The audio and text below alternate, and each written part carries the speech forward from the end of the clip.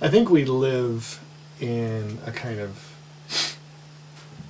We have a responsibility, I think, to what we give back to the world around us. We begin the world being given things already, so we begin kind of in debt. And and then we take really largely through our lives, and especially, you know, it's kind of the flagrant youth or whatever through your teenage years when you really use a lot of resources. Well, I just felt like going to the drive-in, you know. I know it was a 4-hour drive, like crazy me. Say, well, crazy you is destroying the world around for everybody else. Yeah. But teenagers are thoughtless about that kind of thing. And perhaps people are thoughtless in general. But so we have all this kind of like series of debt, or the debt load, that just to live in the world around you. And then you have people that live in a way that is only about increasing the debt load, instead of saying, how can I at least minimize the debt load? I don't think, you know, like, probably the best thing you could do for the world around you, and especially as someone here in the West, is commit suicide. You know, environmentally, it's the best thing we could do for the planet. Probably socially, it's the best thing we could do for the planet, depending on what it is that we do with our lives anyway. But I don't think the world demands that. You know, like, nature is rife with a profusion of life, striving for more life. So it doesn't demand suicide, but it does demand a certain amount of respect, and not just trashing the place. And so when you walk through the bush, then you're going to bend plants, and other plants you're going to step on, and some of them you're going to kill. Like there's a little mushroom that grows back here in the bush called Indian pipe. It's a little very fragile, bent kind of mushroom. And it really doesn't take much of a brush with your foot before that mushroom's days are over.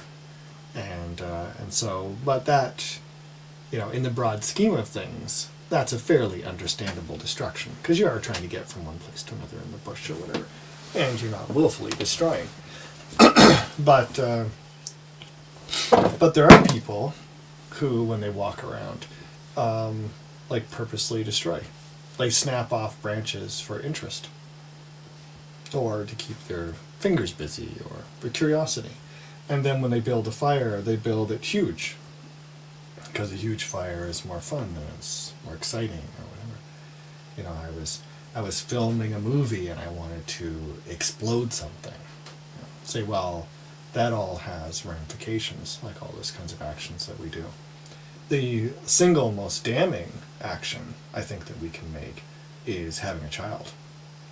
And especially as people here in the West, because then you're taking your debt load and adding to it this kind of child's debt load of their entire life as a person in the West, destroying and using materials, and which is huge. And I've wanted to, a number of times, I wanted to do the research on finding out how much destruction a single person is capable of in their entire life. So there's been a number of like documentaries about the so-called human footprint.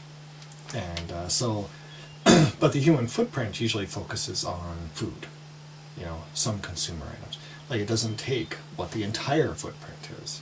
The entire footprint of a human being, especially one here in the West, is so huge that I would guess if you were standing in the middle of that footprint that you wouldn't be able to see the sides of it.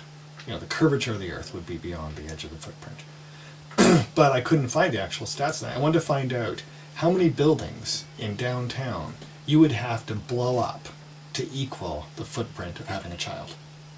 So you say, you know, you're a very wasteful individual. Say, yeah, I never had a child. The single most wasteful thing that I could do.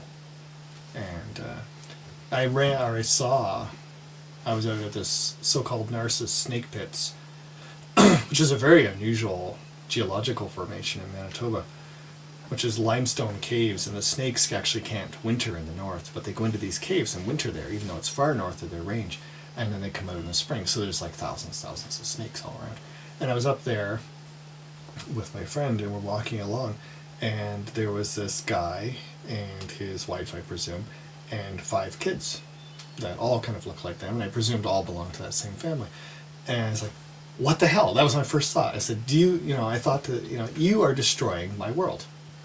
You know, I have no idea why. Like some kind of weird psychological obsession, or because you can't keep it in your pants, or because you don't believe in birth control, like whatever your reasons are. Like, you're destroying my world. You have no sense of responsibility whatsoever. That's what came to my mind about that. And I really wanted to fish out a condom and take it up to the guy and say, would you just use this? He didn't have one. And would have been kind of a fun thing to do, though.